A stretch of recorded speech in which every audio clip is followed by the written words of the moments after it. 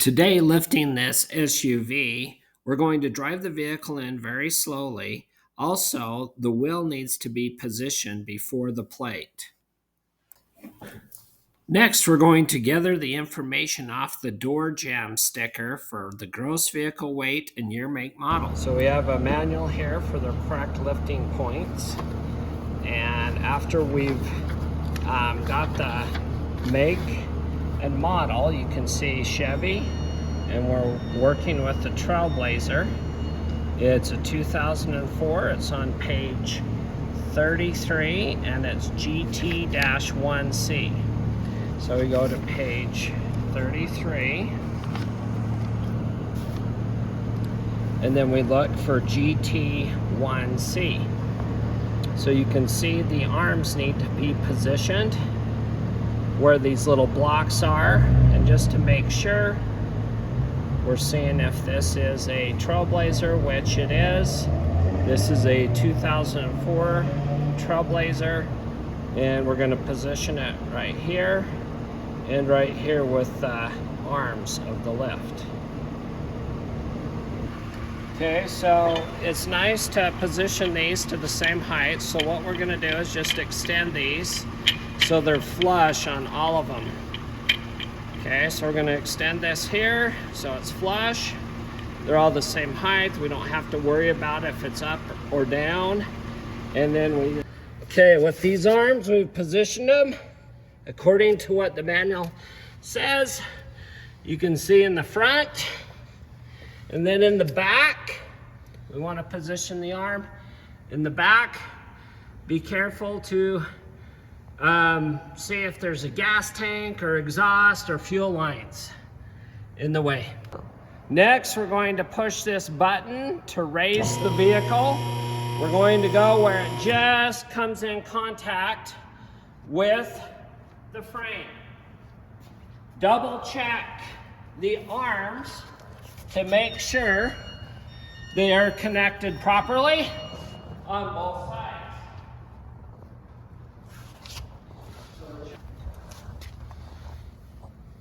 This has a fuel tank, so I'm going to position it so it's not going to hit the fuel tank. Okay.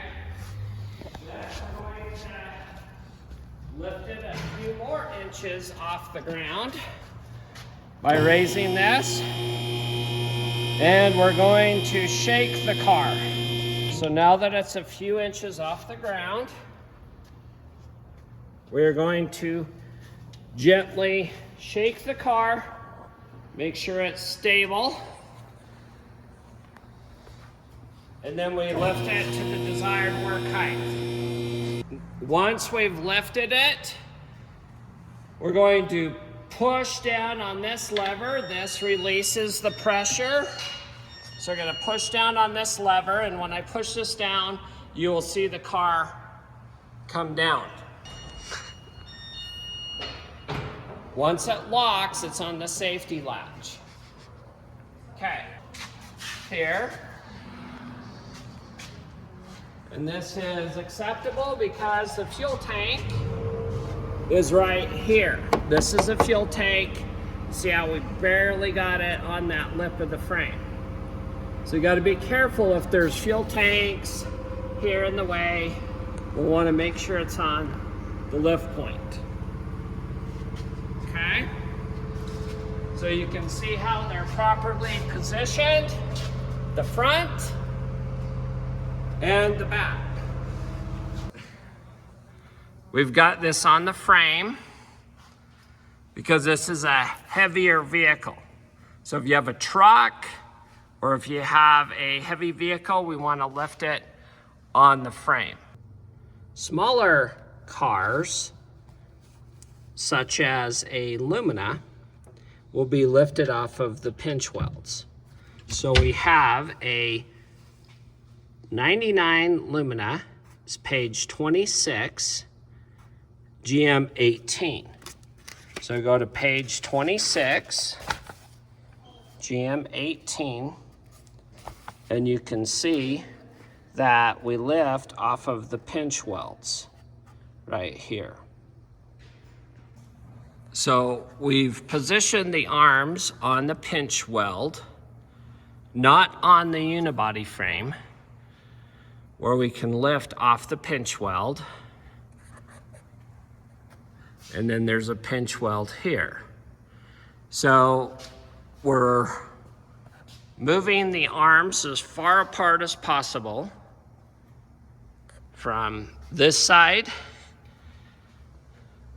to this side, to the front of the vehicle, to the rear of the vehicle, where the pinch welds are contacting the arms of the lift.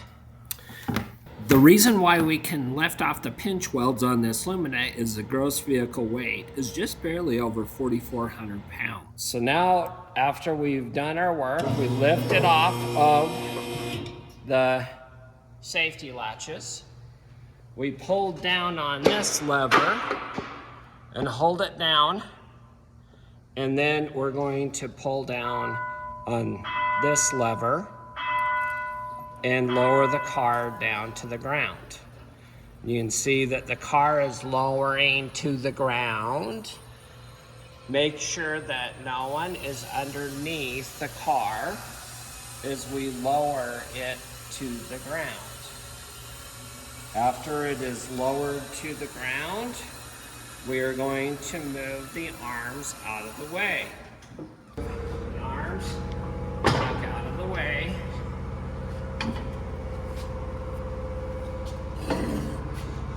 So the car can now be drove away.